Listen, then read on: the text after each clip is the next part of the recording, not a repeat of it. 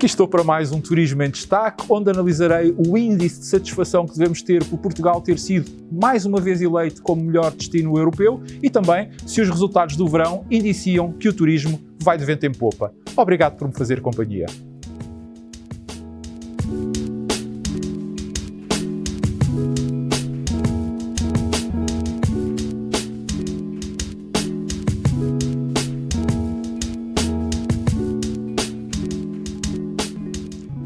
A eleição de Portugal como melhor destino europeu no ano de 2022 trata-se de facto de uma enorme proeza. É que é bom termos bem presente que nos últimos 6 anos conseguimos atingir esta distinção por 5 vezes, exceção feita ao ano passado, 2021, em que essa honra coube à Grécia. Portanto, isto é algo que não é para todos. E também, por isso mesmo, nós devemos estar orgulhosos, até porque este prémio foi complementado com 29 outras vitórias em diferentes categorias. Mas a razão do nosso orgulho deve ir mais além, porque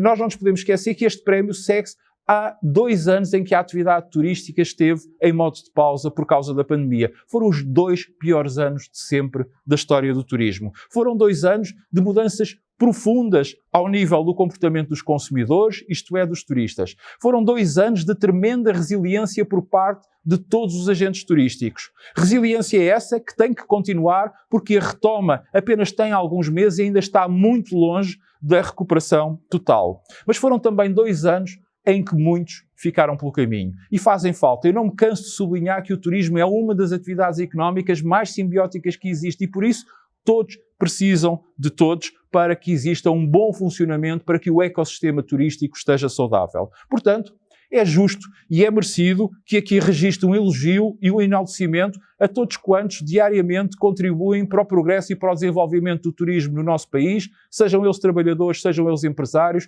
integrem eles o setor privado ou o setor público. E, portanto, Portugal, quanto a mim, tem a obrigação de, mais uma vez, lhes agradecer. Já no que respeita à segunda parte da pergunta, isto é, se temos motivos, ou melhor, se o turismo tem motivos para estar completamente satisfeito, eu diria que sim e também diria que não. E passo a explicar porquê. Tem motivos para estar completamente satisfeito, essencialmente por 2 aspectos. O primeiro é porque a atividade, depois de um ano para o outro ter regredido 30 anos, nós não nos podemos esquecer que os resultados do turismo mundial em 2020 foram em tudo semelhantes aos do longínquo ano de 1990. A atividade demonstrou argumentos sólidos e capacidade para se reerguer e ainda encontrou forças para, quer no mundo, quer sobretudo, isto foi visível no nosso país, em Portugal, voltar a carregar as costas a economia nacional, não obstante a eclosão da guerra na Europa, o aumento do custo de vida, da energia, das taxas de juro e também a carestia e a escassez de muitas matérias-primas. E o segundo aspecto pelo qual o turismo pode e deve estar satisfeito é porque, não obstante lutar contra uma terrível falta e escassez de trabalhadores, conseguiu, apesar de tudo, ultrapassar com sucesso esta última época alta, embora reconheça-se e diga-se em abono da verdade, com um anormal número de precalços ao nível da qualidade dos serviços prestados e contando, e este aspecto é importante, com uma irrepetível compreensão por parte dos consumidores, muito motivada pela ânsia de viajarem e voltarem a recuperar as suas vidas ou, se quisermos, regressarem à normalidade, do qual o ato de viajar faz parte. Quanto aos factos os aspectos de o turismo não estar tão satisfeito, eu também gostava aqui de salientar 2 grandes razões. A primeira é porque, desde logo, a constelação turística tem plena noção que novos e difíceis desafios lhe vão aparecer pela frente, principalmente ao nível económico, e aqui muito em concreto aqueles que estão ligados ao poder de compra dos consumidores, mas também ao nível da saúde. A pandemia está longe de ter terminado e o inverno, que para além de ser a época baixa da atividade, encerra a incerteza da guerra e a crise energética que dela decorre. E todos sabemos bem a sensibilidade e a volatilidade dos fluxos turísticos perante fatores deste tipo de magnitude. A segunda razão pela qual o turismo não se pode dar por satisfeito é também porque, como tivemos a oportunidade de mais uma vez verificar e ficou provado, a política e os políticos são muito lestos, muito rápidos a colocarem-se ao lado do turismo nos seus êxitos para ficarem na fotografia, mas no fundo continuam a desconsiderar a atividade e todos quantos a ela se dedicam. E os exemplos para isto são mais do que muitos, mas eu não gostava de deixar de ilustrar esta ideia, referindo, por exemplo,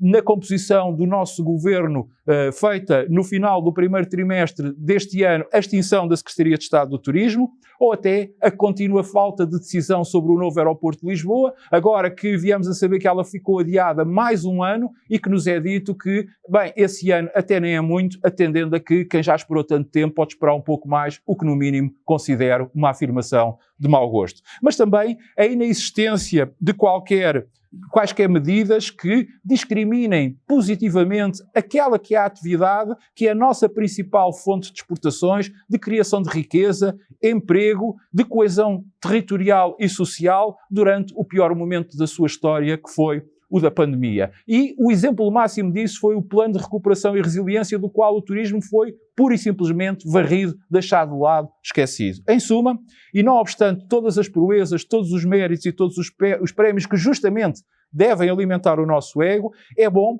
pormos aqui alguma água na fervura, porque o turismo acontece, porque o turismo faz, porque o turismo constrói-se todos os dias. E é este o único pensamento, a única missão cuja concretização nos pode e deve deixar plenamente satisfeitos.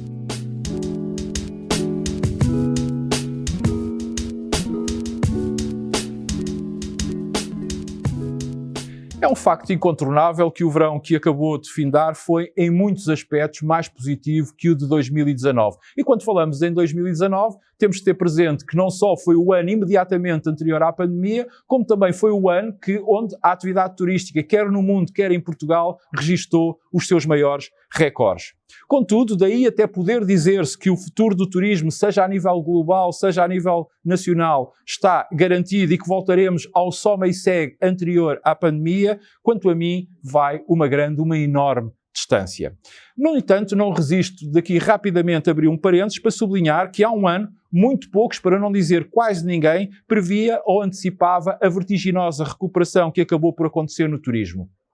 Como os episódios do Turismo em Destaque atestam e provam, eu fui das raras vozes que praticamente a única a nível nacional que alertei e que avisei que a retoma viria em 2022 e que essa retoma seria feita em força, com particular incidência da Páscoa em diante e com especial vigor durante o terceiro trimestre. Ora, este rápido parênteses que agora aproveito para fechar é importante porque ele se relaciona com a pergunta formulada. É que, ao contrário do que também agora por muitos dizem e defendem, até tendo o respaldo das reservas que já estão efetuadas, contudo, reserva efetuada não é reserva confirmada, há que destacar isto, é que a atividade turística prosseguirá o seu caminho de vento em popa. Eu, quanto a mim, igualmente, tenho vindo a dizer e a alertar, veja-se, por exemplo, logo o primeiro episódio deste ano do Turismo em Destaque, quando fiz as previsões para o ano 2022, que antecipei que iria haver um esmorecimento do turismo no último trimestre deste ano.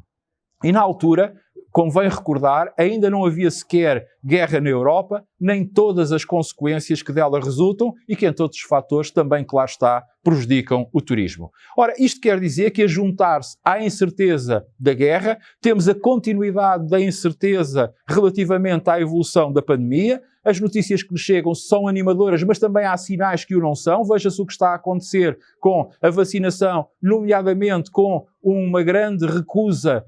em avançar, em as pessoas tomarem a segunda dose de reforço, ou se quisermos a quarta toma, mas também a garantia que vamos continuar com uma inflação alta, seja na Europa, seja no mundo, o que provocará um crescente aumento do custo de vida e, logo, um consequente corte inevitável em despesas como seja o lazer ou as viagens, agravada ainda também pela subida das taxas de juros que vai prejudicar quer as pessoas, quer as empresas, e como se tudo isso já não bastasse,